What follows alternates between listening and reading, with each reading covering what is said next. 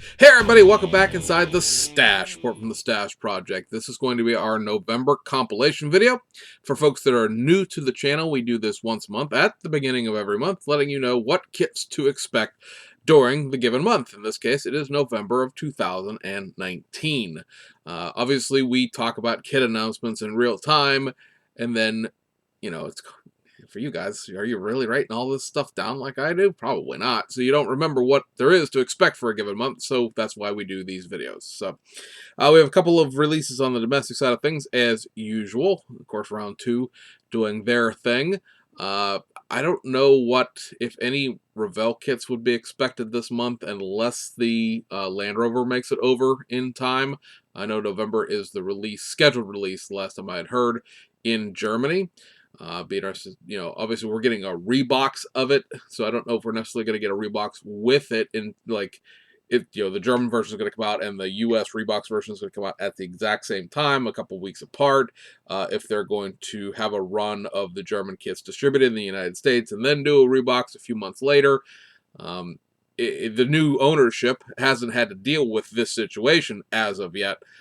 In the past, in the Habaco era, it was usually like 3+ months before we would actually see the U.S. rebox of a Revell of Germany kit, and that is based on the track record of things like the Ferraris, the Audis, the Volkswagens, both the Beetle and the Gen 1 Golf, which we got here as our Volkswagen Rabbit rebox.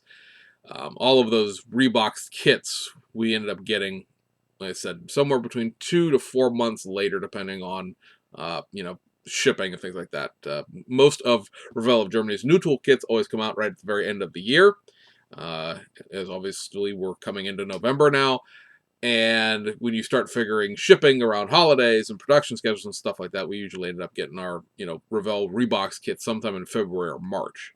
So it shall be interesting to see what the unified Revell run out of Germany with its U.S. distribution office ends up doing in terms of distributing the kit, and how soon after the release do we get the actual rebox in our smaller U.S. box release. We shall see. I haven't heard anything official on that yet, so other than the fact that it was expected to be released in Germany again this month. The little Deutz or Dutz or however you pronounce the tractor, the little snap-type tractor kit, that has been released in Europe. It's available. Several people in the community here on YouTube already have it, and some of them have already built it, so that's out there and available. We'll cover it a little bit more in depth once it's easier to get here in the United States, basically meaning you don't have to import it from somewhere over in Europe. And yeah, so that covers Revell. Salvino's JR has one planned release for this month, as far as we know. Other things may come out as time goes along. They tend to release their kits in real time using Facebook and other social media, rather than having a dedicated release list like we would expect out of a more established company like Round 2. And the release that they should be getting out this month is the Junior Johnson owned Cale Yarborough driven 1979 Oldsmobile 442 with the Busch Beer livery, so it should be interesting to see how they handle that. The box art has Busch Beer all over it. I'm assuming that the decals will be in the kit. It'd be silly if they weren't, especially since Powerslide does their decals, and obviously Powerslide doesn't give two craps about whether or not your kid drinks beer or not, and I don't mean that in a malicious way. I just mean that in the fact that they've always been a source for banned decals, as it were. I mean, that is the whole, whoops, apparently. I forgot to turn that alarm clock off. It's my get up and go to work alarm. So I'm up a little early today. But, the aftermarket, Powerslide, all those companies have always been able to provide you with those kind of decals. And what I was going to say before the alarm went off that completely lost my train of thought was the fact that that's one of the themes for, like, the Acme NNL South, NNL Atlanta, whatever you want to consider that show to be, the NNL Southern Nationals, I believe is the technically correct term. One of their whole themes this year is banned race car liveries. So, at any rate, bully to them if they get it, if they release it that way. I'm going to guess it's because it's an adult collectible rather than it being a model kit, which is considered to be a toy. It makes my head hurt. Don't even think about it. All right, so over at Round 2, we have 6 releases planned for November. First up, you're going to get a reissue of the Ford C600 stake bed truck, and that is going to have a Coca-Cola tie-in, because why wouldn't it? And this is going to come with two 1970s era Coca-Cola vending machines. I think they might be injected molded rather than them being like die cast like some of the kit reissues have been with like the older Coca-Cola vending machines. So I think that they're new. They don't look the same as the other ones that came with earlier kits, but that might just be my imagination. There might be two sets of Coca-Cola vending machines at this point. Some of the ones that were included in some of the other more late model kits, like the Ford Ranger, when that got a release of it back in the 90s. Maybe, I don't know. I never actually purchased any Coca-Cola kit with a vending machine in it to know if there's two different ones. I know that, like, didn't the 1955 Chevy ones have some die-cast things in it, whether it was die-cast Dolly or something like that? At any rate, more Coke stuff. The steak bed, nothing new about that, just a reissue with Coke livery. They're going to do the Don Garlits Windjammer. Now, when I looked this kit up, I can't find any like indication that this is something that's been done before, but obviously it's probably just a like twist on any of the Don Garlits tooling that exists.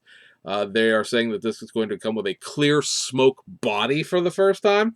Apparently, the original kit, as this was explained by Chad on the Round 2 video, was like a clear smoke plexiglass kind of thing. Or fiberglass, I would imagine, not plexiglass. But I don't know how real that is because he's just reading shit off a box, pardon my French. But at any rate, it's going to have a clear smoke body. That is the only way the body comes. There isn't, like, as far as I can tell, it does not appear that there is a molded, injected one in there as well. It's going to have a little display for the model, and it's going to come with pad printed tires.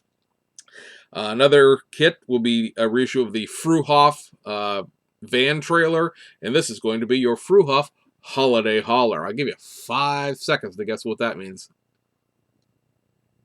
More Coke! Yes, you're right, absolutely. So, in addition to having Coca-Cola livery, this is going to have a holiday-themed Coca-Cola livery. The box art shows it being pulled behind the the white Western Star, which, of course, is going to be released as a Coca-Cola liveried vehicle any day now. I'm filming this video a couple of days early because I have all the November stuff out, and the we're going to be going on a little trip out of town this weekend, so I can't really put this up on. This is pre-recorded for my convenience because I won't be here Friday to actually film it and upload it. So that all being said, as of right now, the White Western Star has not been released. It is supposed to be an October release, but it's late October, which probably really means, like a week or two into November. But on the box art, it's attached to that truck. So at least you have within the marketing department of AMT their idea of how these two things are supposed to fit together. But yeah, same Fruhoff trailer, just more Coke stuff. Get a reissue of the 1966 Plymouth Barracuda Hemi under glass. Now, the literature for this says it's the first time that it's been available since the 1960s. And if that is a legit thing, then this is always one of the things I enjoy about Round 2, especially, is when they do go out back and find some tooling laying around in the garden shed, so to speak, and bring it back out. It is going to have retooled Hurst wheels, pad printed tires, the whole retro 9 yards. Also, it's going to be a Catch the Cat kit, which, if you're not familiar with, means that one kit out of a case, which is 12, one out of every 12 kits will be molded in metallic gold. So that would technically, I guess, make that collectible, because that's a heck of a lot better ratio than some of the Catch the Cat kits have had in the past. A lot of the people were very clingy to the Meyer Manx Catch the Cat kits, although there were several different versions of the metallic bodies that it came molded in. Metallic purple was the one to get, as I seem to recall. But at any rate, I'm sure that the box will probably tell you what color it's molded in if you get one of the ones. Otherwise, it's molded in white. So don't think it's going to be some terrible thing. But as far as painting something gold might be a terrible thing depending on how you look at it. I mean, I personally wouldn't look at it, but I know there's a lot of people out there that, if you can't paint it, like the easiest thing with hardware store, dollar spray paint, they lose their minds. But at any rate, that's coming back out. They're getting a reissue of the 25 Ford Model T. They're calling it a chopped hard top, and it really is a chopped hard top. It's a 2-in-1 kit. There are 2 complete kits in here. They're saying you can build either the chopped hard top or a roadster. I don't know if you could build the Roadster like stock.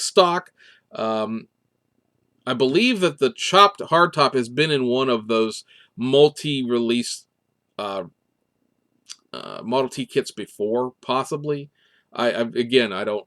I My Model Ts that I have are well, they're the ones I don't have because I don't have any. But um, I know that there has been past kits that were reissued within the span of round two's ownership of AMT and MPC and all that. That there were 2-in-1, 3-in-1 kits. I thought I was gonna sneeze. That did feature the ability to build 2 complete kits out of it, and you get 1 factory stock version, and you get 1 like custom drag-ish hot rod type thing. So this might be a flip of that. I think the last time it was released, it didn't have the hardtop; it had the Roadster. As far as because there's like a Roadster, there's a pickup truck, which is a Roadster with the pickup bed on the back of it, and then there's the Top T. And I think the last time it came out with the Roadster being the custom version along with the factory stock car. So, at any rate, that's coming back out if you're interested in it. And then they're also going to be doing a Don Prudhomme Winds Winder.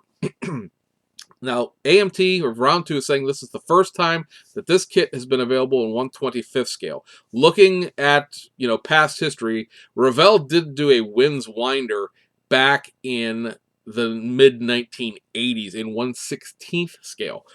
So I'm assuming that this, again, is an amalgamation of existing parts. Because the other Don Prudhomme kits that Round 2 has reissued have been rear engine top fuel dragster type things, meaning the engine is behind the driver. The Winds Winder is a driver behind the engine pre 1972, 74, whenever that change was exactly made. It's a engine front driver in the very, very back style top fuel dragster. So there's got to be something there that I'm just not seeing. Again, I'm not really up on drag racing in general. I will fully admit that in front of God and everybody, let alone drag racing that took place before I was born. Now, I know a lot of you guys are fans of vintage drag racing, and I don't mean that as a slight or a knock. It's just not my area of expertise. You can see where my area of expertise is as far as race cars go. So, expertise meaning I've just dubbed myself that in this moment in time, but not really. So, at any rate, that is coming out as well. Molded in yellow, pad printed slicks, and apparently the first time, at least in this configuration, available in 1/25th scale. So for vintage drag guys, that could possibly be exciting, I guess. I don't know. Overseas, going to the Japanese people, as they are the only ones with kits coming out this month that I'm aware of. There's a possibility some of the plastic kits might come out in November. Possibility they might not. They've been slip sliding around again. The Audi's been delayed another the Starion, which is technically a B-Max kit, has been pushed back again.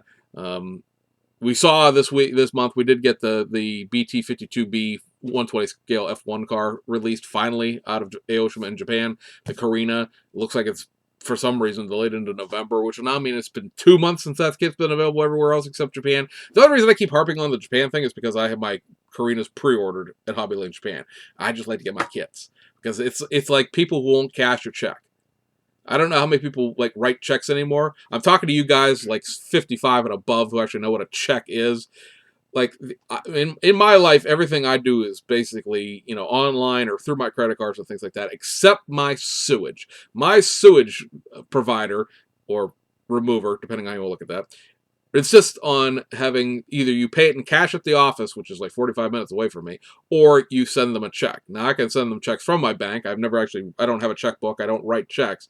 But sometimes those guys will take up to 2 weeks to cash their check, and it's just hanging out there. There's just money just sitting there that I can't spend, but it looks like it's there. And I can't not stand people who don't cash their checks in a timely manner. This is sort of the same thing. I have these pre-orders hanging out there, and for 2 months now, I could have bought it someplace else. But I have them pre-ordered, and I just want them because it's like money that I've spent. In my mind, I've spent. I have to make sure that I have that money laying around for when those kits come in, and I just like to get them if you get the drift there. So, anyway, so things that are tentatively scheduled for November would be the release of the Starion, the release of the China only M6 tribute car to Charlie Lamb and the Macau GT race, Also, the Porsche 956 K3, possibly also a November kit. But again, release dates are all over the place for those things, and that's why we don't really put them in like the actual, videos as a hard thing, because there's no such thing as a hard release date with those guys. Hopefully, the move over to distributing everything through Nunu and through Platts will make things a little bit more reasonable, but that remains to be seen, and I put no stock in faith in that, other than the fact that eventually it'll get here, and there's nothing you can do about it. So, over at Tamiya, we're going to get a reissue of the 1/12 scale Porsche 934 race car in the Jägermeister livery. I believe this is 1,000 kilometers of Nürburgring car as far as what it represents, because it's pretty much the same thing as the 124 scale, and that's what the 124 scale kit does. 1/12 scale is a huge kit. I actually have one of the 935 1/12 scale kits. Big honking model kit. Doors open, everything's full detail. Very nice thing. Also kind of pricey. Keep that in mind. Large scale, big money. So that is coming back out. Over at Fujimi, we're getting a random assembly of stuff here. 15-inch Longchamp XR4 wheels, BBS, LMs, and 20-inch. Something that I have written down here is accessory parts. I don't even know what that means at this point. It's been so long since I've actually looked at this. Let me look it up while we talk. And then there's a car mod display. It must be car model. Car model display set. And I know what that is. That's a little section of like street that they're doing to put your model on as sort of a base. Now, it's not going to come with a case or anything like that in the sense of having a dome over top of it. It's just a piece of asphalt, Japanese, so Japanese signage, Japanese lane markings, and things like that. But it's just a nice little display base. All right, so the accessories is part of the Tools and Garage things, and it is legitimately things from the Tools and Garage set that don't really fit in the Tools and Garage, like the camp chair, the teddy bear, skateboards, tripods, rollerblades, a couple of cans. There's a cigarettes, air freshener bottles, tissue boxes, tissue can holders, and sunglasses. So it is just a random assemblage of odds and ends that have previously been released. With some of these have been released as parts of kits. I know there's a station wagon, RV station wagon, that came with a lot of these parts back in the day. So again, just why not? It's there and it's making them money. So over to Hasegawa, we're going to get some of the first parts of the All Japan Toy and Hobby Show, or Model and Hobby Show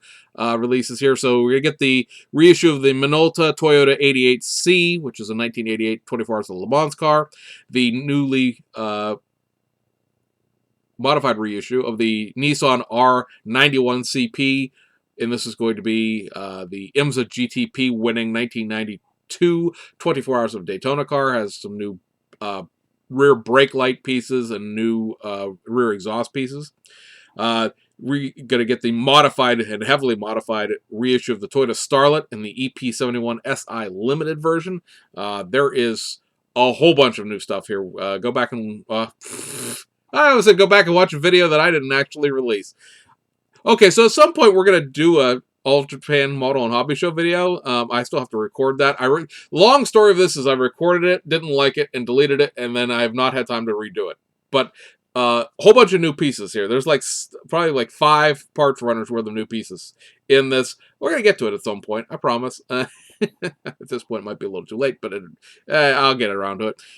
So that's going to be released. And then straight reissues of the Toyota Celica 1600 GT with the aluminum wheels. That's the car with the yellow box art that has the factory stock wheels rather than the Watanabes that have come with a lot of the Celicas before. That modified reissue was done probably 2 years ago at this point, so it's just a reissue of it.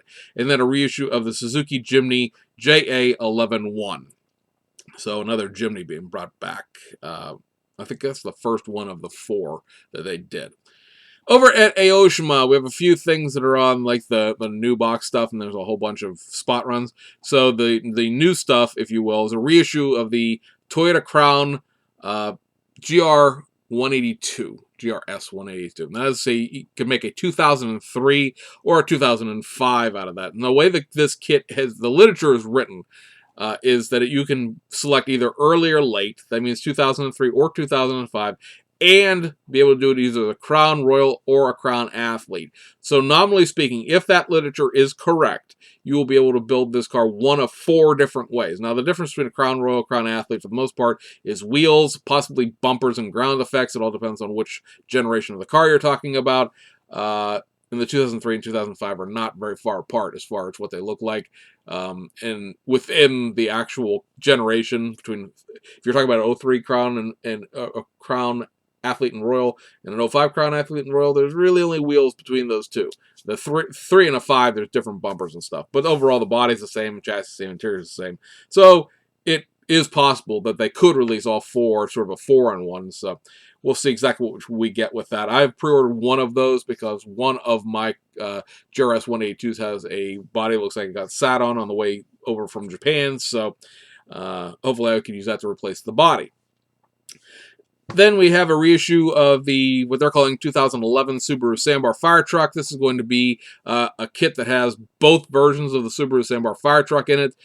They released the 2011 one first, and then they backdated it to 2007 to do a plant-specific vehicle at the Subaru Engine and Transmission Factory. I believe that the 2011 one is like a Tokyo or Shizuoka or something along those lines. City fire truck, just it's like a trash truck. You know, your dumpster gets on a fire, gets all aflame in a alley. You send in the tiny little K truck after it to put it out, kind of things. So that's coming back out. Reissue of the 1995 Toyota Hilux long bed 4x4. That is like a tuned model car, and then a reissue of the 1996 Honda Accord Wagon Wings West. So this is a tuner-ish version of the Honda Accord Wagon, and so that's a tuned model car release as well. And then they're going to be doing 2 boxes of wings. There's a Wings Volume 1 and a Wings Volume 2, and what these are, well, they're rear spoilers, except they're the like GT3, GT1, GT2 style rear spoilers. I pre-ordered one of each just because they're like 3 spoilers for $9. Actually, I don't think they're $9. I think they're like $7 or something like that. It comes out to be $15 for both of them, as I recall. So, you know, you can never have too many rear spoilers if you want to do a modified car. So those are going to be reissued, like I said, in little boxes, groups of 3, so 6 total, 3 per box. And then the restock stuff, the stuff that's just coming back out to restock the shelves. Wheel sets this month are the 20-inch BBS LM, Work Schwartz, and SSR Professor VF1s. And then you get a reissue of the Liberty Walk, Liberty Works Skyline 4-door. That is the original kit from the Liberty Walk, Liberty Works vintage Skyline series. So this is kit number 1. And then on the R35, you get a reissue of the version 1.5, the version 2, and the version 2 Type 2. Also a reissue of the AE6 Truno from the initial D, and is the Project D series. So that's the mid-grade between them. You have the Volume 1, Project D, Volume 37. Volume 37 is the one that has like every part the kit has ever been released with. The Project D is a slightly modified version. The original one is a factory stock AE6 with Watanabes. The Project D has some engine mods and other things in it. That kit is one of the ones that comes with the engine insert. So gets reissued seemingly about every 6 months or so. The initial D kits are extremely popular, mainly because it's the quick, easy, dirty, cheap way to get an engine insert for an A86 Truno. And then reissue of the 2010 WRX STI, 1970 Skyline GTR, 1971 Skyline 2000 GT, 1977 Skyline 2000 GT ES, 1982 Datsun 720 Lowrider Pickup, 99 S15 Sylvia Vertex, and 99 FD3S RX7 Vertex. So anyway, guys, that is the kits you should be expecting this month. Now you know how you're going to spend your money, and we'll see you guys on the other side.